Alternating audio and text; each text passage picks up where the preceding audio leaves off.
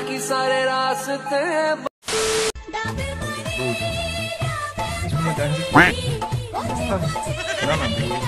সুন্দর নজর দিবে না বৌদির ড্যান্সটা দেখো অসাধারণ ড্যান্স দারুণ কন্ট্রোল আর কন্ট্রোল। বৌদির ড্যান্স দেখে চ্যাংড়া পোলাপানগুলো হয়ে যাচ্ছে দিশে হারা, চোখ উঠেছে কপালে আর দাঁড়িয়ে যাচ্ছে। তো যাদের চুলকানি আছে তারা অবশ্যই বৌদির গাছের ডাবের পানি খেয়ে আসতে পারো। বৌদির গাছের ডাবগুলো অনেক বড় বড় আর বৌদির মনটাও অনেক বড়, বৌদি মানা করবে না, বুঝেছো তো?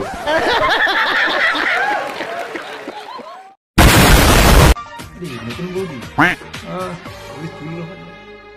বৌদির ড্যান্সটা বৌদি চুলে চলে আসে এখানে গাছটা কিন্তু ভালো লড়ছে, অন্যদিকে লড়েনি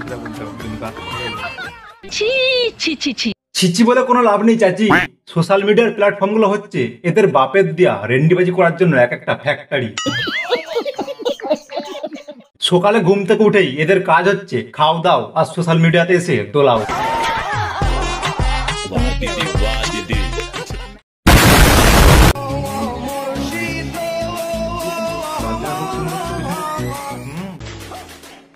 অবাক হওয়ার কিছু নাই, চাপা কলের নিচে বালতিটা পাতা আছে জল ধরার জন্য, বুঝলে তো? আর দিদি আমাদের বালতি হাতে করছে বাড়ির কাজ, আর দিদির কাজগুলো খুব বড় বড় তো তাই সেগুলো সবার চোখে ধরা পড়ছে আজ। तुमने शादी वाले दिन फेरों के टाइम पे सबके सामने कहा था कि मैं तुम्हारी इज्जत करूंगी और जिंदगी भर तुम्हारी बात मानूंगी। हाँ तो मैं सबके सामने बहस करती तुमसे। क्या मतलब? मजबूरी थी, बोलना पड़ा मुझे। Oh God, एक बार दिला दे। Oh my God, ये सब क्या देखना पड़ रहा है? अच्छा है मैं अंधा हूँ। বৃষ্টিতে ভিজছে লাল পরি আর পরির বাগানে ঝুলছে আম ঝুড়ি ঝুড়ি। পরির বাগানের আমগুলো কিন্তু খুব বড় বড়, যার যার খাওয়ার ইচ্ছা হচ্ছে তারা অবশ্যই যেতে পারো, কারণ পরির মনটা হচ্ছে খুব বড়, চাইলেই খেতে দিবে।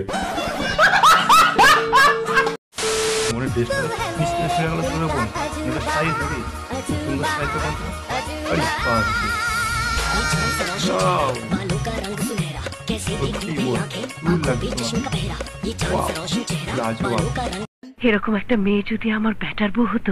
বোন আমাদের খুবই কিউট, কিন্তু জেঠুমা বোনের এখন বউ হওয়ার সময় না, বোনের এখন স্কোয়ার প্লাস বি স্কোয়ার সূত্রটা মনে রাখার সময়।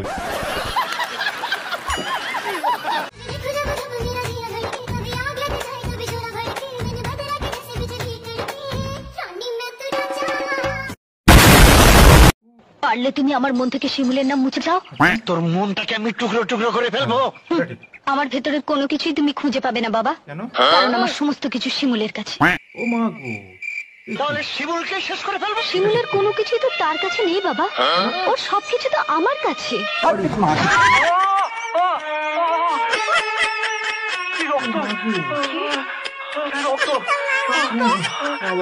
আরে এরা কারা, কোত্থেকে এলো? সত্যি মাই এরকম ভালোবাসা তো স্বয়ং ভগবান শ্রীকৃষ্ণও করেনি আর লাইলা মজনুও করেনি। এরা তো দেখছি সবারই থেকেও এক কাটি ওপরে। তাহলে প্রত্যেক মাসে প্রাকৃতিক নিয়মে মামনির যে ক্রিয়াটা হয় সেটা কি তাহলে বাবুসোনার ওখান থেকে বের হয় নাকি? কি বলছিস তুই? শালা এইসব স্ক্রিপ্ট রাইটাররা গাঁজা, দেশি দারু, চুল্লু সবকিছুর নেশা করে, আর সবকিছুর নেশা করার পরই এরকম একটা স্ক্রিপ্ট মাথায় আসে।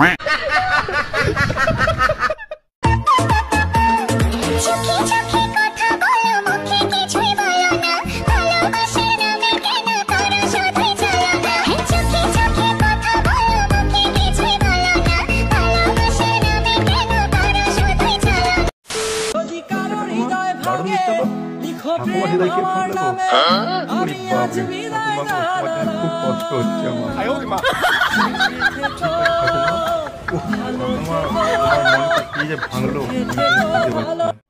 ভগবান আর ভগবানও উপরে বসে ভাবছে এটা যে বুড়ো বয়সে হয়েছে ভীমরতি, শ্মশান যাওয়ার বয়সে করছে প্রেম পীড়িতি।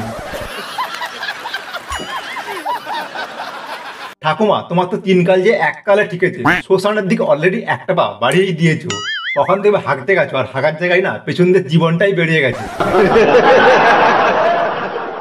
তো এই বয়সে তোমার আবার হৃদয়টা কে ভাঙলো গো? আর ঠাকুমা তোমার সাথে প্রেম করে পাবেটা কি গো? তোমার দাঁতগুলো গেছে খুলে আর বাকি সব গেছে ঝুলে।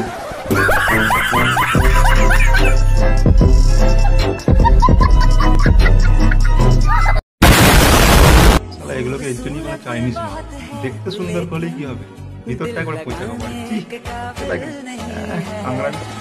আমাদের খাই পয়েন্টে গোটা তো খেয়ে যাবি, কাঁকড়া বিছে উই চিমড়ে, আমাদেরকে আর তাহলে মুখে ঘাটে ওষুধ দিতে হবে।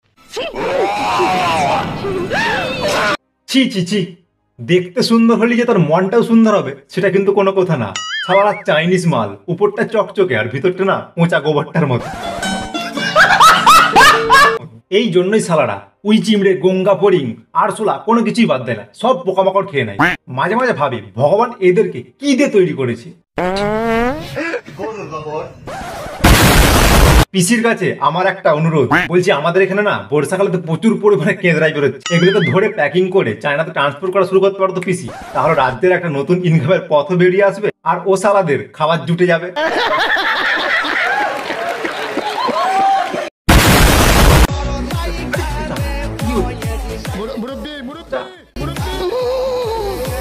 চাচা মুরব্বী আর নিজেকে কন্ট্রোল করতে পারছে না, কারণ মুরব্বী সাপ করছে হাঁসফাঁস, গর্তে ঢুকবে বলে।